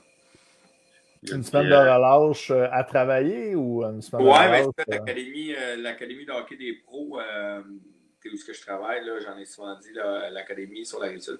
On avait une semaine de relâche là, la semaine passée. On avait au-dessus de 108 kids. Là, fait que moi qui ai rendu un gars de la Rive-Nord, j'ai toujours été un gars de la Rive-Sud. Ben ouais. Faut que je me lève de bonne heure le matin pour m'en aller à la job. Fait que j'étais là tous les matins à 7 heures. Je rentrais le soir à 8 heures. J'étais quand même assez fatigué. J'ai eu les 2 games de la fin de semaine. Fait que là, j'étais quand même assez fatigué. Fait que ouais, cette semaine, j'étais un petit peu plus tranquille. Là, j'ai mes cours, mais j'ai décidé de rentrer un peu plus de bonne heure ce soir. Puis c'est ça. Fait que donner le bain à Dixon, manger, puis là, tout le monde est parti se coucher. Fait que j'ai dit, je vais descendre et dire salut aux boys et aux fans de la Ligue nord-américaine aussi en même temps. Oui, puis on est choyés. C'est rare qu'on a le premier pointeur de la Ligue au podcast. Deuxième. J'ai pas vu. Il y a l'information que j'ai pas vérifiée, là, mais qui vient d'être dans le chat. Là. Pensez que vous étiez égal, à moins que des fois. Non, mais Danick, moi aussi sur le banc, à la dernière game, Dan, il avait l'air d'avoir typé une puck devant le net là, sur un goal. Ils l'ont rajouté. Puis, OK. Et fait que, ben non, puis c'est de bonne guerre, on s'est taquiné sur la glace là, un peu là, par rapport à ça, on s'est taquiné un petit peu. Fait que, non, ben tu sais, c'est de bonne guerre, puis en même temps, je te dirais que, tu sais, au-delà de oui, ça serait le fun personnellement, je te dirais que c'est tellement tight cette année qu'il y a beaucoup d'autres choses qui rentrent en ligne de compte cette année, qui est l'avantage de la glace. Autant émotionnellement, samedi contre Jonquière, qui était une game énorme pour nous autres, je pense qu'on a laissé un point sur la table. On a laissé un point sur la table qu'on n'aurait pas voulu. Dans les circonstances, on était content parce qu'on a fini la game avec 3 défenseurs, un attaquant à la défense qui était Piper, Kevin Coutier. Puis Jonquière aussi, émotionnellement, ça devait être difficile. Il y avait 4 défenseurs, 3 ou 4 défenseurs, eux autres aussi. Il manquait Verpasse, Brisebois. Vigneault a joué à la défense. Bombay a joué à la défense une coupe de chiffres. Fait que, tu sais, émotionnellement, en ce moment, on a vécu une grosse fin de semaine. Puis vendredi, bang, on joue contre Sorel, qui est quand même une équipe aussi pas mal, qui est pas mal, malgré le fait que les games en main nous favorisent. Mais cette game-là est huge. S'il faut que Sorel remporte cette game-là, là, on devient à espérer, tandis que cette game-là, pour nous autres, vendredi, est importante parce qu'après ça, Sorel leur reste une game. Puis, si on peut dire, en parenthèse, on a notre destinée entre les mains après avec 2 games à faire. On peut avancer, aller chercher le 3e rang. Tout est dans l'avantage de la glace. Tout est en commençant à la maison, c'est huge là, pour nous autres aussi. Oui, puis je pense que c'est la même chose du côté de Sorel. Sorel, avec 2 matchs à jouer, s'ils veulent espérer avoir l'avantage de la glace pour la première ronde, c'est do or die, comme on dit vendredi. Fait que ça risque d'être un gros match à Saint-Georges. Non, c'est ça. C'est surtout que là, eux autres n'ont pas l'avantage de je crois que je suis pas sûr, là, Dave, ça va peut-être m'en prendre, mais je pense qu'il ne vous reste plus de game à la maison non plus, qui est quand même, on le sait, là, l'avantage de jouer à la maison est toujours quand même assez important. Tu n'as pas à voyager la journée surtout quand les gars ils viennent du coin, c'est un peu plus facile. Là, il va falloir que tu voyages. Je pense qu'il vous reste, si je ne me trompe pas, il vous reste nous autres, puis Rivière-du-Loup. Rivière-du-Loup, qui est quand même un voyagement quand même assez difficile. Fait que, tu sais, l'avantage de la glace, puis surtout, ça a l'air de rien, mais l'avantage de la glace, surtout en première ronde, est important parce que c'est un 4-7 en 2 semaines. Fait que, tu sais, comme le 2 semaines va être quand même éreintant à voyager. Puis, tu sais, au bout de la ligne, après ça, tu vas tomber en deuxième ronde. Si tu as voyagé, l'avantage de la glace est important, tu es à la maison. Fait que le premier 4 de 7 est huge en 2 semaines. Si tu es capable d'au moins avoir l'avantage de la glace, là, ça peut être important. Là. Exact. Moi, je vais. En tout cas, j'avais dit, mais je voulais au moins pouvoir te parler un peu, te dire salut. Moi, on va se voir vendredi. Ouais, ça, on va se voir vendredi de toute façon. Puis que je vais vous laisser entre boys pour closer ça, le podcast. Mais merci d'être venu faire un tour le TIFF. Ben, merci à toi d'être sorti un peu. Je sais que tu étais malade à soir, l'avoir fait. Là. Je sais qu'on se parlait juste avant qui pouvait y aller. Ouais. En tout cas, j'ai fait ce que j'ai pu. Là. Mon niveau d'énergie était quand même assez beau aujourd'hui. J'espère que ça n'a pas trop paru, mais en tout cas, fait que merci. Puis je vous souhaite bonne fin de show. Merci à tout le monde là, qui nous écoute comme d'habitude à chaque semaine. C'est toujours un plaisir de vous voir dans le chat et de vous avoir dans le fond. Yes, l'autre, on se voit vendredi. Yes. Bonsoir à toi, mon Dave. Prends du repos un peu. Là. Yes, merci. Là. Ciao, pour répondre à Stéphane qui est sur le chat, là, c'est moi de ce que j'ai cru entendre là, entre les branches, c'est la première ronde. La première ronde est un 4 de 7 sur 2 semaines. La raison, je réponds ce que moi je pense, je réponds pas pour la Ligue, mais c'est que la première place, au lieu d'être 4 semaines assis, va être 3 semaines assis. Si tu fais un 4 de 7, sur 3 semaines, ça veut dire que Thetford ou Laval va être assis une semaine de plus. Parce que veut pas, le 4 de 7 se finit en 3 semaines, ça c'est une semaine de plus. Fait qu'ils sont rendus à 1 mois. Fait que je pense qu'ils veulent se dépêcher à jouer ça pour pas que la première place reste trop longtemps assis. Surtout si c'est une équipe qui est comme exemple Thetford, que les gars n'ont peut-être pas la chance de pratiquer trop. T'sais, on sait que Laval, merci mon Laurent, surtout que Laval, Sorel, c'est des équipes qui pourraient se permettre de pratiquer un petit peu plus, mais on le sait avec la logistique, puis les gars qui travaillent pendant la semaine, ça serait peut-être un peu plus difficile pour les équipes en ce moment. Là, je parle ceux qui peuvent aspirer à finir premier, qui est Jonquière, Saint-Georges ou Thetford. Ça commence à être difficile un peu à les pratiquer. Fait qu'imagine les gars pendant 1 mois assis à la maison à rien faire. Ça commence à être difficile. Fait que c'est pour ça qu'ils ont décidé d'y aller avec un 4 de 7 en 2 semaines. Mais ça veut dire qu'il va y avoir des games un mardi, un mercredi, un jeudi. Ça va quand même être assez difficile. Là. Peut-être qu'il va y avoir des games là, qui vont être probablement des mardis puis des mercredis, pas toujours la fin de semaine. Là. Ben, t'as pas même choix là, si tu le calcules, là, à moins qu'on joue un 7 games en s'asseoir. On va te confirmer que c'est ça. Le père ici, d'après moi, il est pas à jouer 7 dans 7. Ah, ça devrait ressembler à ça, logiquement. Il faut que tu le calcules, il faut qu'il y ait des journées entre. Dites salut à vos familles, vous les enverrez pas pendant un bout. Non, c'est ça. Ça a l'air qu'on est comme en retraite fermée. C'est loin, mais... non, mais ça va être très difficile, pareil. Ça va être irritant. Puis, pour le monde qui ne le réalise pas, puis c'est tough, pareil, les séries de la Ligue nord-américaine. Toutes les équipes veulent gagner, puis en même temps, tu travailles pendant la semaine, c'est difficile. Fait qu'imagine une première ronde qui se passe en 2 semaines.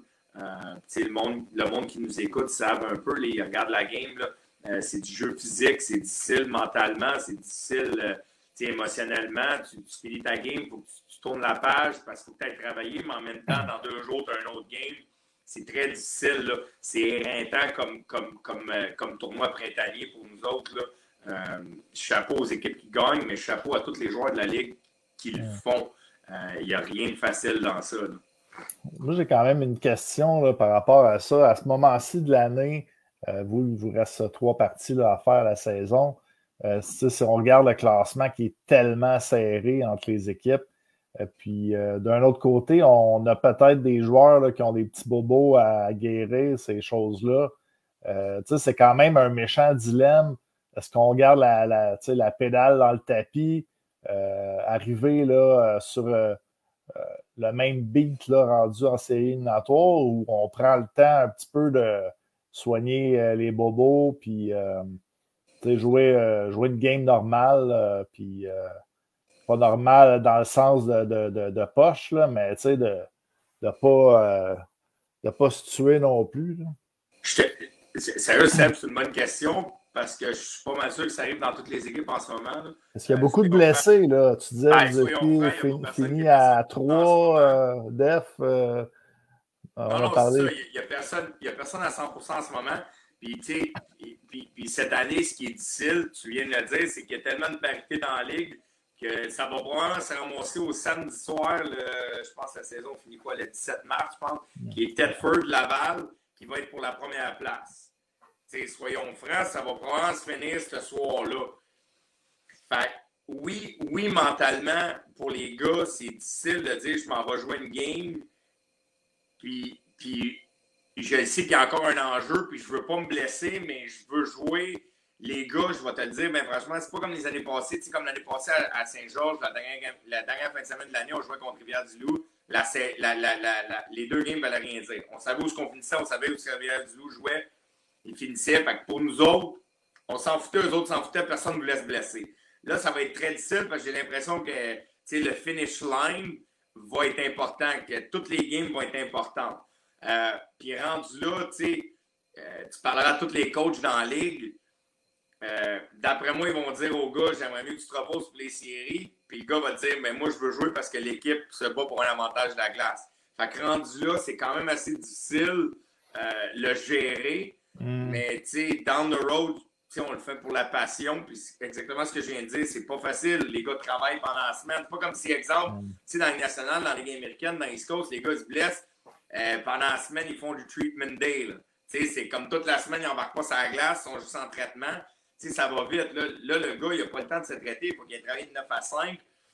Fait au bout de la ligne, je pense, les gars, à cause de comment que la saison allait cette année, puis qu'il n'y a pas personne qui a clinché vraiment, tout le monde va vouloir jouer jusqu'à la fin de la saison. Puis rendu là, est-ce que ça va t'avantager ou te désavantager? Même pour la première ronde, là, froidement, on pourrait se dire qu'une inactivité pendant 2-3 semaines, ça peut jouer sur peut-être les passes sur le tape, ces affaires-là. Mais de l'autre côté, il y a tellement de blessés, il y a tellement... les équipes ont laissé de l'énergie aussi là, dans la première ronde. Tout ça, 100% d'accord. Puis sans manquer de respect à personne, à part Montcalm et Rivière-du-Loup qui sont pas mal setés sur leur position. Je pense que Rivière-du-Loup peut encore rattraper Montcalm. Puis je manque pas de respect parce qu'en première ronde, que ce soit Rivière-du-Loup ou Montcalm pourrait sortir la 2e et la 3e place. C'est une équipe de hockey que, quand ils jouent bien, quand ils sont hot, ça n'a aucun rapport à la saison régulière. Mais à part ces 2 équipes-là, je pense que c'est les 2 seules équipes qui peuvent dire en fin de semaine prochaine et l'autre fin de semaine, si c'est à double tranchant, est-ce que je repose mes gars ou j'essaie de rentrer en série de la bonne manière en étant hot, en gagnant 2 games? Surtout que Rivière-du-Loup va pogner, on a dit, ils vont pogner nous autres, ils vont pogner... on en a parlé tout à l'heure, je pense qu'ils pognaient Sorel. C'est des équipes qui sont en haut de la tête, fait que les autres veulent rentrer en confiance aussi. Mais oui, c'est des décisions qui sont difficiles pour les organisations parce que oui, tu veux rentrer en série avec des gars reposés. Mais au bout de la ligne, je te confirme que ce soit Bobby Barry, que ce soit Dom Lapensée, que ce soit Christian Deschaines, que ce soit Némit, Haley, Némit, Bobby Barry, ça ne revient pas au coach. Ça revient au joueur. Le joueur va vouloir jouer down the road, que ce soit Pelletier à Laval. Les gars veulent jouer, les gars veulent arriver en série. Puis si on n'a pas la chance de pratiquer non plus pendant la semaine, tout ce qu'on a, c'est jouer vendredi, samedi. Fait que c'est sûr que tu veux rentrer dans la série de la bonne manière. Fait que j'ai hâte de voir, mais oui, ça peut hypothéquer du monde pour les séries parce qu'on ne sera pas de cachette. Là. Tout le monde a des blessés en ce moment. Tu l'as vu, que ce soit Jonquière, que nous autres, qu'il y a eu 3 défenseurs. Mais tu sais, je vais lancer un point à soir pendant que je t'ai. S'il y a quelqu'un de la Ligue qui nous écoute, là, on va jaser un peu. Là, on va jaser. Au lieu, là, à ces clubs, puis oui, l'idéal, ça serait d'avoir 8 clubs, être un nombre pair. À 7 clubs, je pense que si la Ligue nous écoute, là,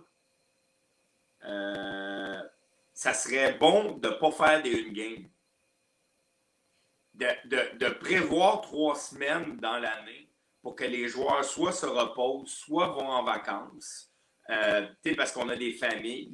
On ne sera pas de cachette, je ne le cacherai pas. Max Lacroix, Simon Demers sont dans le sud en ce moment.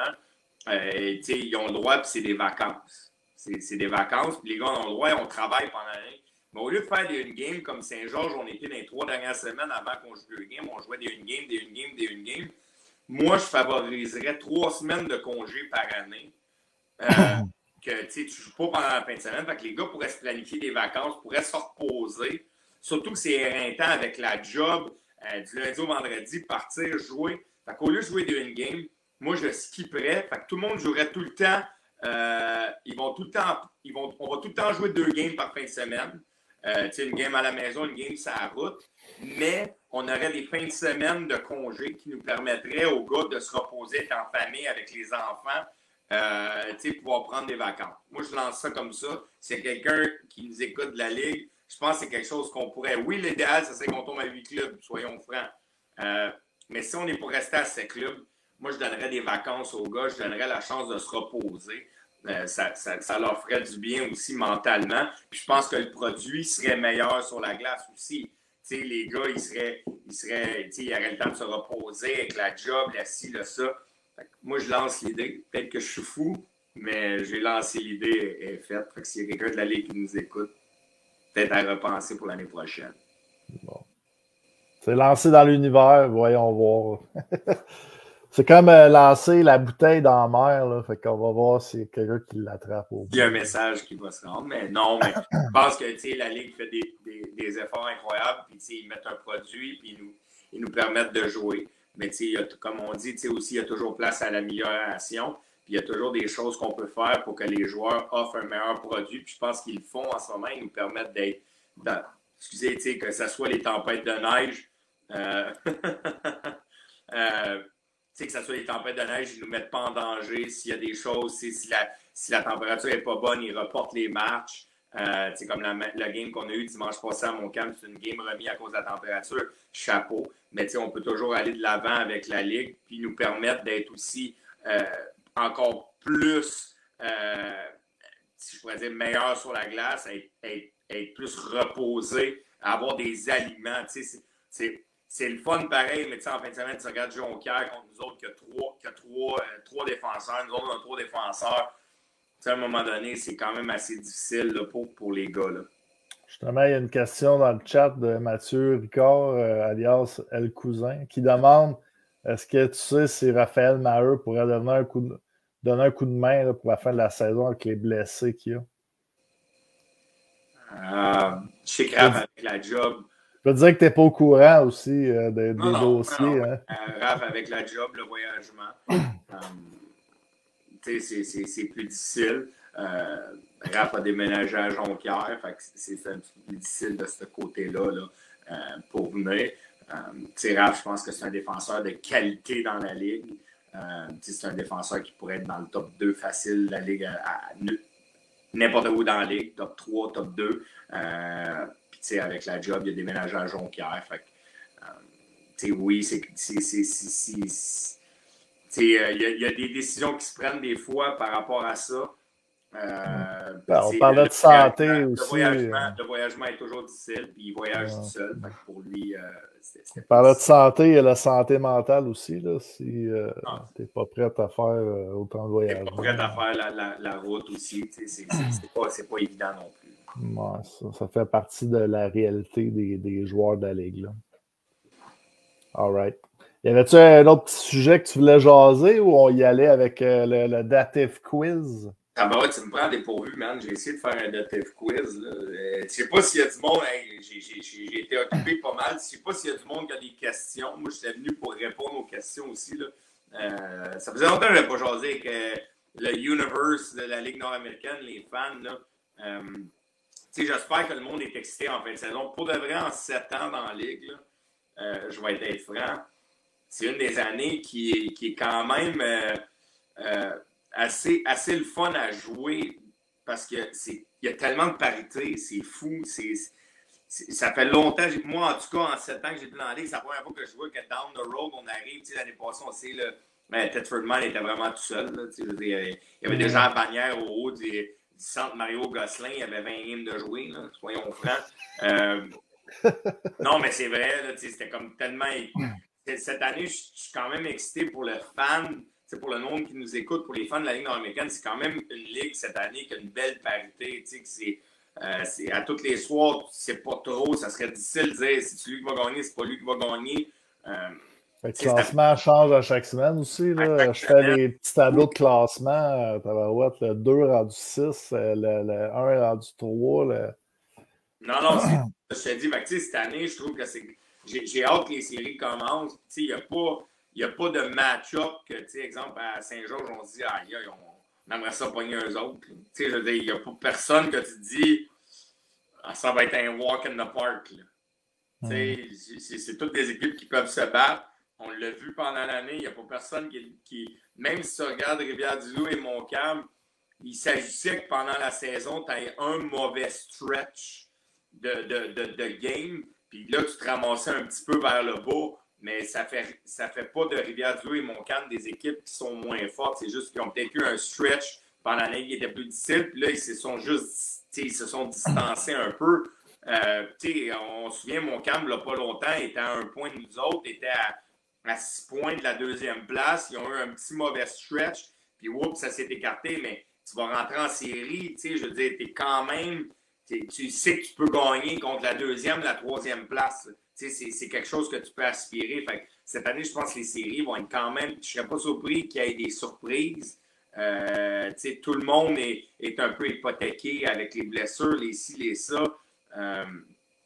Fait que, moi, je suis très excité par rapport aux séries là, cette année. Puis même les 2 derniers week-ends vont être quand même, le fan de la Ligue nord-américaine. Moi-même, je pense samedi, dans 2 semaines, je joue un vendredi contre Tedford à la maison. Je pense que le samedi, je ne sais pas si la game est à Laval ou à Tedford, mais si elle est à Laval, c'est sûr, je me déplace à Laval.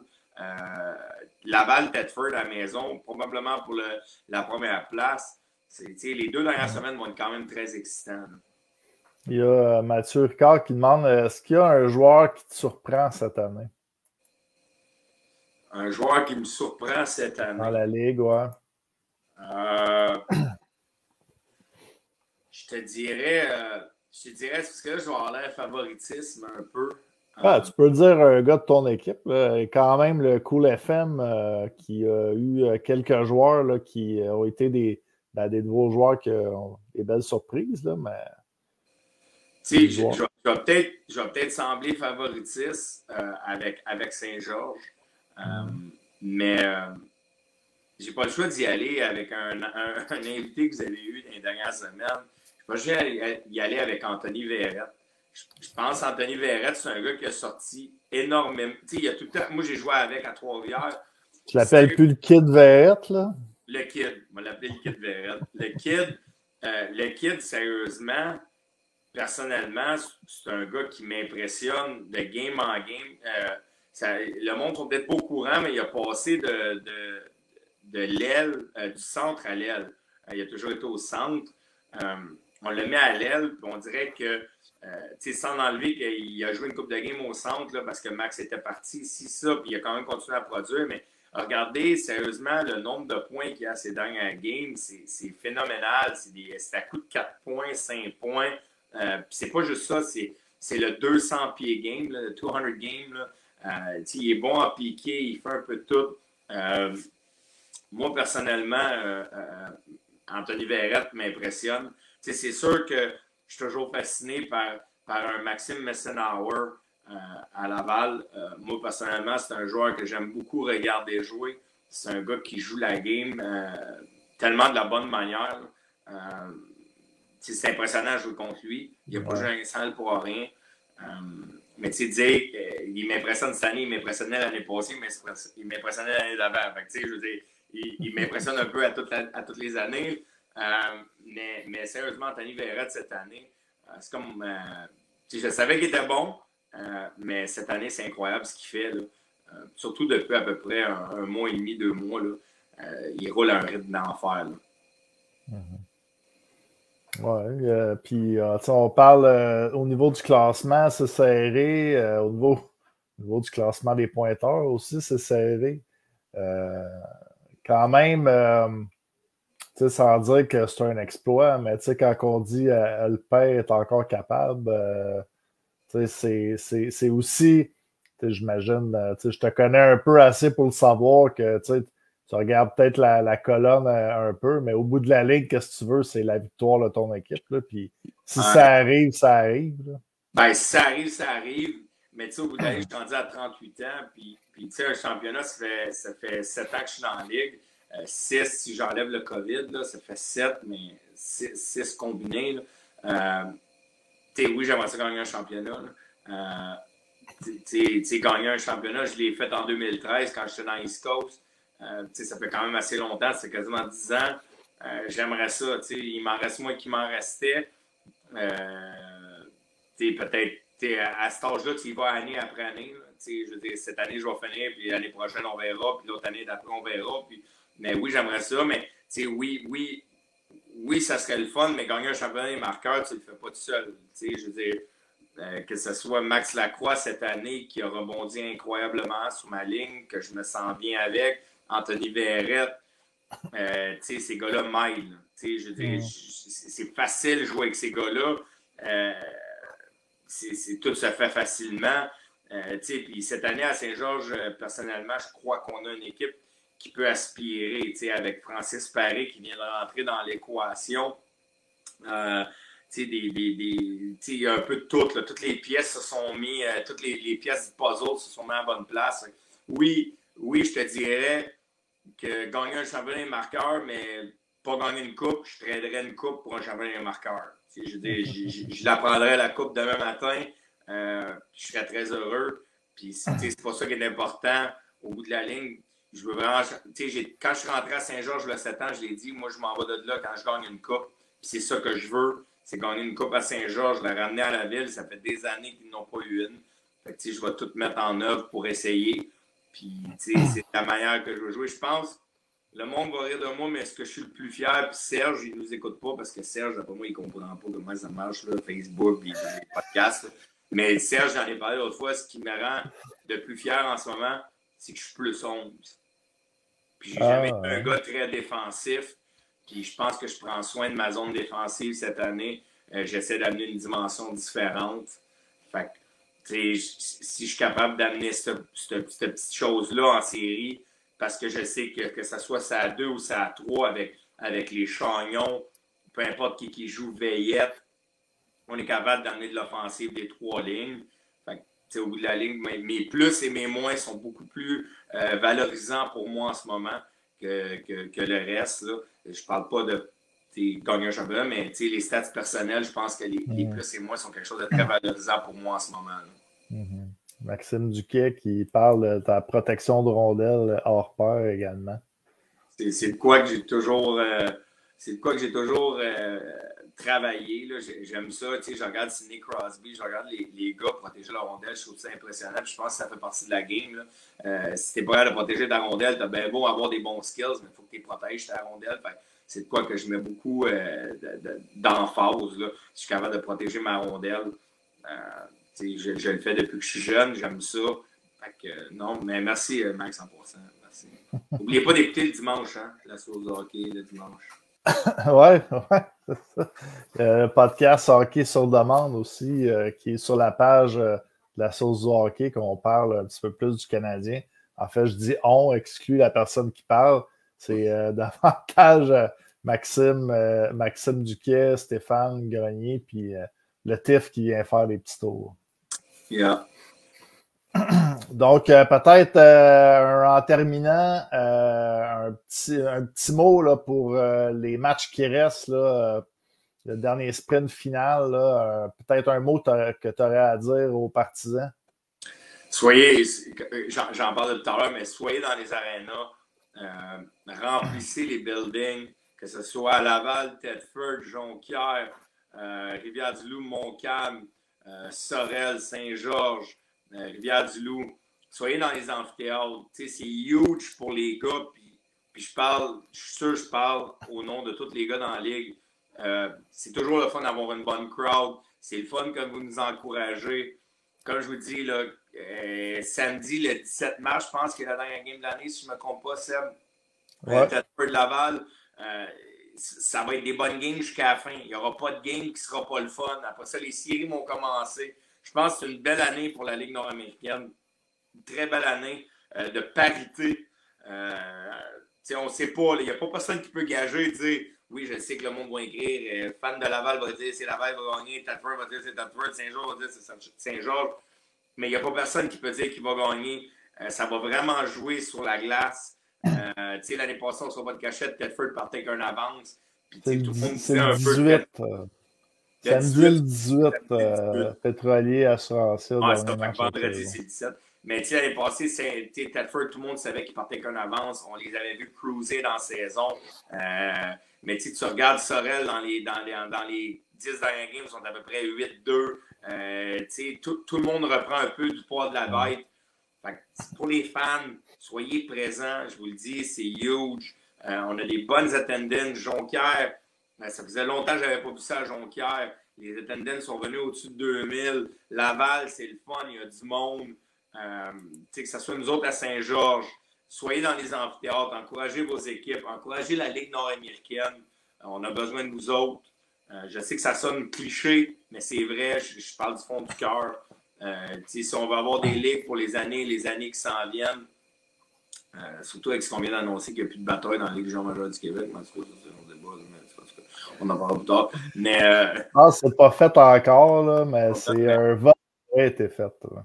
Mais encouragez votre équipe, encouragez la Ligue nord-américaine. Ça va être des bonnes séries, je vous le dis. Il n'y a pas personne qui peut gager un vieux 2 sur qui va gagner. Ça va être serré jusqu'au bout. J'ai hâte que ça commence. On va finir les 2 dernières semaines de la saison. Ça va être enlevant. Après ça, on va mettre le cap sur un tournoi printanier, comme on dit, pour essayer d'aller chercher une coupe cette année. All right. Merci, Latif, d'être venu sur le podcast. Puis, avec 3 matchs à jouer à la saison, on va te souhaiter rentrer avec des victoires en série du côté du Cool FM. Puis peut-être un petit championnat des pointeurs. Là, on va prendre la troisième place. Ça va être bon. Ouais, en série, 3e place, on serait content. Ouais. On va aller écouter l'overtime canadien et Caroline. Cette bande de 4 qui continue à gagner. Là. Ils sont bien épais de ramasser des points. Là. Le cousin qui dit, puis en pensant la perfo sur la danse d'Hélène samedi soir. Ouais. Non. Bon. On met le doigt devant. Ouais. Hey, je souhaite bonne semaine à tout le monde. On se voit dans les amphithéâtres en fin de semaine. Ça commence jeudi. Je pense que je ne me trompe pas. C'est pas Thetford, Montcalm ou quelque chose de même. Tu parles cette semaine? Ouais. Cette semaine, c'est jeudi, Bâtisseur contre Pétrolier. Pétrolier. Fait, on est au rendez-vous. À Laval. Yes, Michael B. Là, c'était malade sur le stage. Oui, je sais. Bonne semaine à tous. Merci, je vais te dire la petite phrase. Faites attention à vous. Au retour à la maison, tout le monde. Merci de nous avoir écoutés. Ciao, ciao. Ciao.